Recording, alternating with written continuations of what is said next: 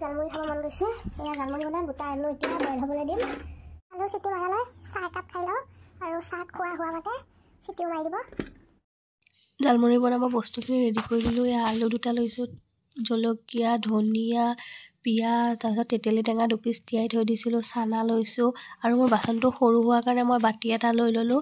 আৰু গধূলি যিহেতু চবৰে কিবা কিবি খাব মন যায়, এনেকৈ কেতিয়াবা জালমুড়িও বনাই খাবচোন, বিৰাট ভাল লাগে। দোকানতকৈ মোৰ খাবলৈ বেছিহে টেষ্টি হৈছিলে। ভিডিঅ'টো 5 তাৰিখৰ গধূলিৰ হয়, মই 6 তাৰিখে আপলোড দিম। আৰু মই ইয়াতে ক'লা নিমখ, বগা নিমখ দুটাই ইউজ কৰিছোঁ, আছিল কাৰণে, নাথাকিলে নকৰিলেও হয়। আৰু তেলো অকণমান দিছোঁ। আৰু ভিডিঅ' দিব লগা বহুতেই থাকে, কিন্তু ধৰিবলৈ মানুহ নাথাকে, সেইটো কাৰণে দিয়াই নহয়। আৰু এইটো ভিডিঅ' দাদাই ধৰি দিছিলে, সেইকাৰণে দিব পাৰিছোঁ। আৰু জালমুড়ি খাই কোনে কোনে ভাল পায়, মই কিন্তু বহুত ভাল পাওঁ। আৰু আগতে ওচৰত দোকান এখন আছিল, এতিয়া সেইখন দোকান নাই, সেইটো কাৰণে এনেকৈ ঘৰতে বনাইছোঁ।